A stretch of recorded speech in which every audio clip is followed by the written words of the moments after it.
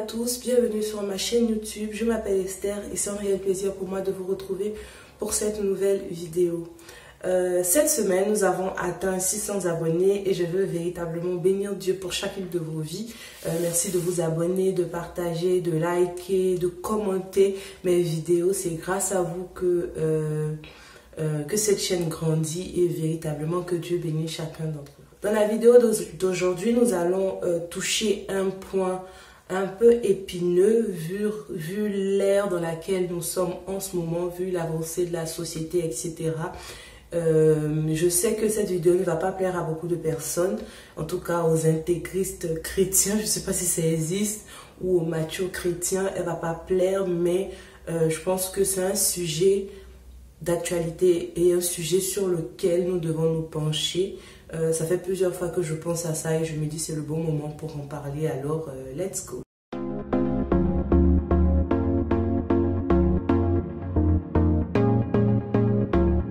Avant de commencer, nous allons lire un verset, enfin un passage très connu, en tout cas je pense par la plupart des chrétiens et même ceux qui ne sont pas chrétiens connaissent ce verset-là. Donc c'est 1 Corinthiens 13 à partir du verset 4. L'amour est patient, il est plein de bonté. L'amour n'est pas envieux. L'amour ne se vante pas, il ne s'enfle pas d'orgueil.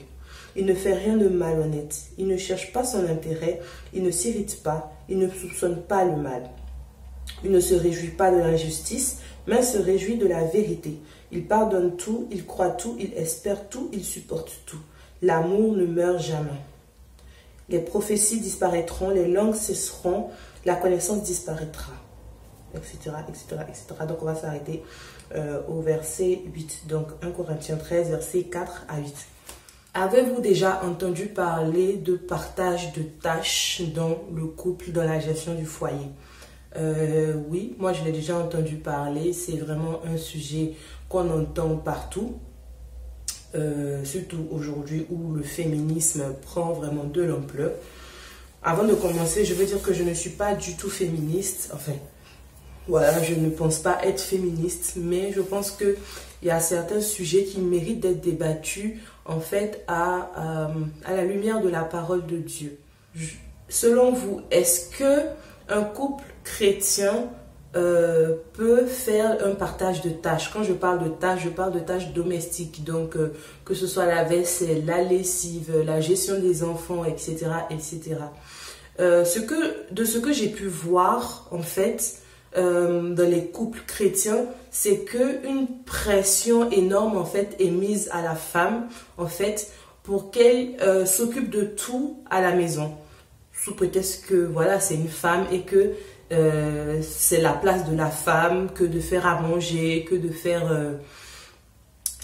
toutes sortes de tâches, le nettoyage, le balayage, tout ce qui se fait à la maison, et que l'homme est un roi qui doit juste s'asseoir sur son canapé et attendre que le repas soit servi. J'avoue que quand même j'ai eu beaucoup de mal avec cette conception des choses parce que c'est vraiment réducteur en fait de la femme, c'est vraiment réducteur de ce que nous sommes et de ce que nous pouvons apporter dans un foyer. Personnellement, après avoir lu le passage de 1 Corinthiens 13, je me dis quand même que cette conception que nous avons là, elle est erronée en fait. Elle est erronée de ce que c'est que le rôle de la femme.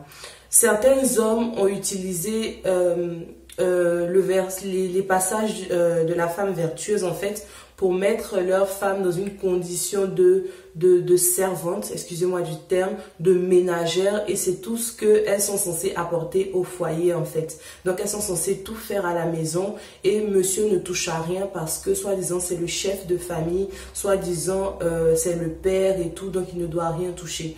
Je sais que c'est une conception très traditionnaliste, surtout pour nous qui venons d'Afrique. C'est une conception très traditionnaliste et aujourd'hui quand une femme dit, même chrétienne dit que ce n'est pas ça seulement le rôle de la femme ou simplement il faut partager les tâches comme moi je le prône haut et fort, on trouve que c'est une païenne, qu'elle n'a pas sa place dans un foyer, etc., etc. Entendons-nous bien, je ne dis pas que la femme ne doit pas cuisiner chez elle parce que voilà, on est à l'ère du féminisme et tout ça, non. Ou qu'elle ne doit pas s'occuper des enfants parce que voilà, c'est bon, on est en 2019. Non, je ne dis pas ça. Je dis simplement que même si nous sommes un couple chrétien, il est possible de partager les tâches dans le respect, dans la joie, dans la paix et en fait dans la bonne humeur en fait, sans que cela soit traité de rébellion de la part de la femme. 1 Corinthiens 13 nous dit que l'amour est patient, l'amour supporte tout, etc. Nous savons que celui qui aime, en fait, c'est celui qui prend soin de l'autre, c'est celui qui est compréhensif, c'est celui qui manifeste le fruit de l'esprit. Mais alors, comment ça se fait que certains hommes disent aimer leur épouse, mais ils sont fiers en fait de juste rentrer à la maison, croiser les jambes sur la table et en fait, attendre que tout soit fait par leur épouse. Ok? Je trouve que ça n'a pas de sens, en fait, de dire qu'on aime quelqu'un, mais qu'on l'accable autant, en fait, de tâches ménagères. Ce que vos épouses ne vous disent pas, ok? C'est que c'est stressant à un moment. Ce qu'elles ne vous disent pas, c'est que c'est fatigant. Ce qu'elles ne vous disent pas, c'est qu'elles sont frustrées parfois et qu'elles ont besoin d'aide, ok? Et d'ailleurs, je lisais parfois sur les réseaux sociaux que un père qui aide sa femme avec les enfants, en fait, il n'aide pas, il joue juste son rôle de père et c'est une vérité. Ok, un enfant, il est fait par deux personnes, ce n'est pas normal, ce n'est pas juste que ce soit que la femme qui gère tout, en fait, et que l'homme se contente simplement de rentrer à la maison, manger et aller se coucher en laissant cette même femme-là, peut-être qui a passé la journée avec son enfant dans les bras, qui la laisse tout simplement parce que c'est la femme et que c'est son rôle, parce que c'est ce que la Bible dit. En fait, excusez-moi, mais relisez votre Bible. Relisez votre Bible. Ceux qui parlent de la femme vertueuse en disant c'est une femme qui gère sa maison, etc., Proverbe 31 nous dit que quand elle se réveille le matin, elle donne l'ordre à ses servantes, c'est-à-dire qu'elle a des personnes pour l'aider parce que le Seigneur lui-même a conscience que toute seule, en fait, elle ne pourra pas supporter, ses épaules ne seront pas assez larges, en fait, pour gérer tout ça. Je connais des femmes qui sont vraiment excellentes, d'excellentes ménagères, mais ce qu'elles ne disent pas encore une fois à leur époux, c'est qu'elles sont fatiguées parfois, c'est qu'elles ont envie aussi parfois de se reposer, c'est qu'elles ont envie aussi parfois de simplement ne rien faire et profiter de la soirée aussi, comme c'est le cas pour la plupart des hommes, en fait. Au stade où nous sommes, c'est vraiment méchant de la part de ces hommes qui disent aimer les femmes, leurs épouses en fait, de les laisser juste crouler sous le poids des tâches ménagères en fait, ok? Et je sais que c'est une mentalité qui est vraiment ancrée dans la société, même ici à l'étranger, c'est ancré dans la société, ok?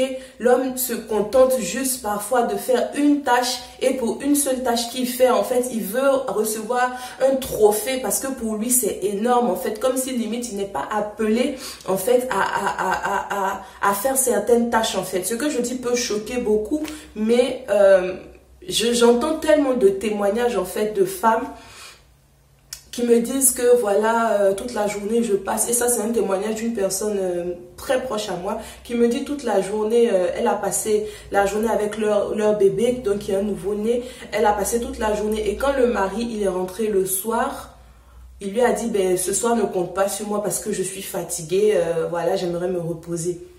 Mais vous ne savez pas ce que c'est que de s'occuper d'un enfant toute une journée. Vous ne savez pas ce que c'est que de faire des tâches ménagères et tout. Et sachant qu'il y a des hommes qui, quand ils rentrent le soir, voient la maison sale ou la cuisine qui n'est pas encore prête, s'énervent. Qu'est-ce que tu as fait de ta journée? Mais il y a des petites choses que certains hommes ne voient pas au quotidien. Il y a des petites choses que certains hommes ne constatent pas. Ils partent de la maison en ayant laissé, je sais pas moi, des chaussettes traîner. Quand ils rentrent là, les chaussettes ne sont plus là. Mais ils n'ont même pas à l'idée de se dire, waouh, il y a un travail qui a été fait. C'est plus ce qui n'est pas fait qu'on voit. Et quand cette épouse-là demande un peu d'aide, on lui sort des versets bibliques pour la faire culpabiliser. Et là, je dis vraiment, c'est méchant. Ce n'est pas ce que Dieu veut pour nous, en fait. Si vous dites aimer vos épouses, mais il faut les aider, il faut faire votre part. Il faut faire votre part. En Afrique, en tout cas je parle de la Côte d'Ivoire, peut-être que la pression sur les mères de famille n'est pas la même, peut-être. Parce que là-bas, on a l'opportunité d'avoir des domestiques à la maison. Moi, je sais que ma mère a toujours eu une domestique à la maison, donc qui faisait à manger, qui faisait la vaisselle, la lessive, etc. Et ça, déjà, ça décharge les épouses. Mais ici, pour nous qui sommes ici, en fait, où on ne peut pas se permettre d'avoir une domestique 24 heures sur 24 à la maison. On a besoin que nos maris soient là, en fait, pour nous aider. On a besoin qu'ils fassent leur part. On a besoin qu'ils donnent le bain aux enfants. On a besoin qu'ils fassent à manger. Ok? Et cela, je ne pense pas que cela soit un frein à leur masculinité ou à leur virilité. Au contraire, je trouve extrêmement séduisant un homme qui s'occupe de sa maison. C'est beau à voir, ça veut dire qu'il aime son épouse et il ne veut pas qu'elle soit seule à gérer cette maison. Parce que certains ici attendent que la femme rentre du boulot à 21 heures. Parce que, ouais, ici, il y a des personnes qui travaillent jusqu'à tard, en fait. Que la femme rentre du boulot à 21 heures et qu'à 21 heures, elle commence à cuisiner. Et quand elle ne le fait pas, on lui sort des versets bibliques pour l'accuser. Et c'est pas gentil, en fait. Ok? Si l'homme, c'est toi qui rentres plus tôt à la maison, et que tu as du temps, mais pourquoi ne pas faire à manger, en fait? Qu'est-ce que ça ôte? Est-ce que c'est un péché devant Dieu? Au contraire, en fait. Quand on aime, on aide. Quand on aime, on soutient. Quand on aime, on paye le prix, en fait. On paye le prix qu'il faut parce que après tout, dans une maison, c'est deux personnes qui vivent là, monsieur et madame. Ok, ce n'est pas normal que les responsabilités restent seulement sur le dos de la femme, en fait. Parce que après, vous créez des épouses frustrées, vous créez des épouses tristes et vous allez dire « Je ne sais pas pourquoi elle n'est pas heureuse, pourtant je lui donne tout. » L'argent ne fait pas tout. L'argent ne fait pas tout. Parfois, c'est juste la vaisselle qui est faite, qui change, qui met de la joie dans son cœur. Parfois, c'est juste la poubelle qui est descendue qui met de la joie dans son cœur, en fait. Je n'en disconviens pas, il y a des femmes qui aiment tout faire chez elles, gloire à Dieu, c'est très bien. Mais il y en a aussi qui aimeraient aussi avoir un peu d'aide du mari. Aiment cela, que ce soit en Afrique ou ici, avoir un peu d'aide de son mari. En fait, ça prouve vraiment qu'on est un vrai homme. Et qu'on sait gérer, quoi. On sait gérer. Après, il ne faudrait pas que ce soit une excuse pour les femmes aussi pour ne rien faire, pour ne pas être de bonnes maîtresses de maison, pour laisser tout comme ça à volo et attendre que ce soit monsieur qui gère tout. Mais au stade où nous sommes, le partage des tâches, ce n'est pas juste un concept féministe. C'est une réalité dans nos vies, en fait. C'est une réalité. C'est une réalité et il faut la prendre au sérieux. Il faut que les hommes se réveillent, les hommes chrétiens se réveillent en fait et commencent à aider leurs femmes au quotidien, commencent à payer le prix, commencent à faire leur part au quotidien parce que les femmes, je vous dis, les femmes payent un prix trop grand, souvent que la société oublie. On parle de charge mentale, mais c'est réel. Les femmes payent un prix souvent que tout le monde oublie. À la fin de la journée, limite, on ne réalise même pas tout ce qu'elle fait. Tout ce qu'elle a fait de positif en fait pour que sa maison fonctionne. On n'imagine pas. Ça passe parfois par des détails, mais ce sont ces détails-là.